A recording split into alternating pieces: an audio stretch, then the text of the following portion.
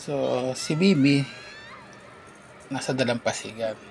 So, dito, akala ng grupo ni Straw Hat Luffy, sasama si Bibi sa kanila. Pero ang dahilan lang pala ni Bibi kaya siya nandun ay para magpaalam. At kailangan niya magpaiwan para sa bansa niya.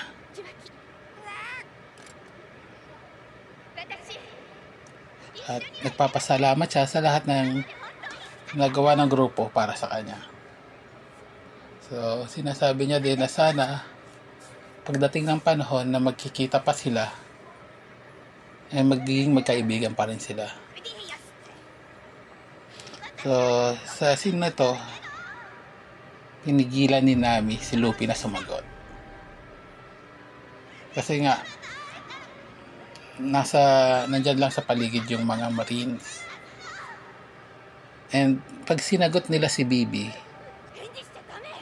malalaman na Marines na parang kaibigan nila si Bibi at magiging isa na rin as bilang pirata. Iko-consider na pirata. So lahat sila tumalikod at tinaas nila ang kanilang braso na may mark na X. Ito kasing X marks na to ang nagsisimbolize na kanilang friendship. Lahat sila naglagay ng X mark. May backstory kasi to para malaman nila kung sino yung totoo at nagpapanggap lang. Meron kasi isang character dyan na kaya silang kopyahin. So yung walang X sa braso, ayun yung peke, ibig sabihin.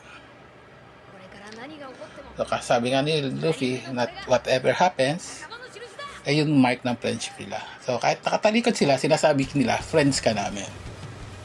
So dito medyo symbolic din siguro to na kahit pinapasabugan na sila ng Marine, ay hindi pa rin nila binababa yung kamay nila. To say na parang through thick and thin, even in troubled times, nandyan pa rin kami para sa'yo. So ito ang I think Alabasta arc yata ito kung gusto niyo panoorin, yung bandang padulo na. So ito yung time na talo nila si Crocodile at napawala na nila sa hawak ni Crocodile yung Alabasta Kingdom.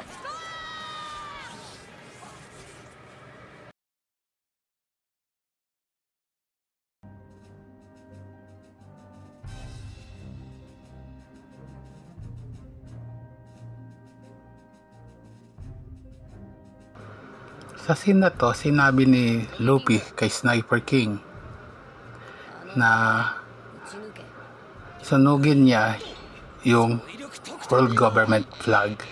Just to say na kakalabanin namin lahat kung gusto mong bumalik sa amin. So wala silang pakialam sa world government.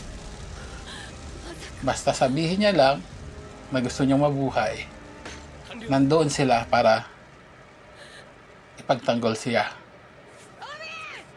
So, ang backstory kasi ni Nico Robin dito, lahat ng napapalapit sa kanya, napapahamak. So, ayaw niyang mapahamak ang grupo ni Luffy, kaya siya sumama sa mga Marines. Nagpahuli na lang siya ng kusa. Pero sila Luffy, dahil kunikonsider na siya na isa sa kanilang crew, so, regardless kung sino kalaban, wala silang pakialam. So, isasama ka namin basta gusto mo. So, sa scene nito, parang for the first time, na-wish ni Nico Robin na gusto ko pang mabuhay at maglakbay kasama niyo.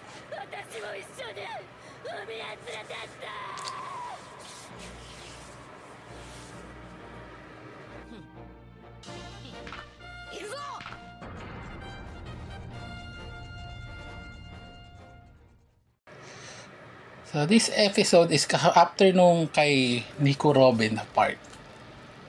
Nung tatakas na sila. At nagkaroon na ng Buster Call kung saan binobomba na yung Gate of Justice at lahat ng area na yon. Kailangan nilang tumakas. May isang sound na nagsabi na jump So, sumunod sila. Pagtalon nila, nandun na si Mary. Si Going Mary sa baba nila. Naglakbay si Mary from Water 7 papuntang Enel's Lobby para lang i-save sila Luffy. So, yung spirit ni Mary, kumbaga, yung spirit ng barko, nagkusa para puntahan sila kasi kailangan siya nila. Pero dahil sa sobrang dami niya ng sira, sa sobrang dami niya ng repairables, wala na, parang end of line na siya. So hindi na siya pwedeng ma-fix. Kaya siya sinunog na nila. And dito, habang nasusunog yung barko, nagsalita uli yung spirit niya na nagpapaalam, na at nagpapasalamat na although gusto niya pa silang samahan, nagsingi siya ng sorry kasi hanggang dito na nga lang siya, hindi niya nakayang mag-move forward. Pero naging masaya siya dahil nakasama niya yung grupo. Naging worth it yung journey niya, journey ng lahat. Dahil nakakasama sila, naging masaya siya dahil dito. So, kumbaga si Luffy naman ang humingi ng tawad sa kanya kasi sinasabi niya minsan nababangga siya kung saan-saan. Tapos mapanira yung dalawa niyang kasamaan, sila Zoro at Sanji. Tapos si Usopp naman hindi ganun kagaling mag-ayos ng mga bagay-bagay, pagiging karpintero sa kanya. Kaya siya nagkagano'n. So, kaya siya nasirang tuluyan. Pero despite that, sabi ni Mary, happy siya sa lahat ng pangyayari. So, nagpapasalamat siya para sa lahat. Sa pag-aalaga sa kanya at sa kanilang mga journey together. Dahil naging masaya siya, kasama sila.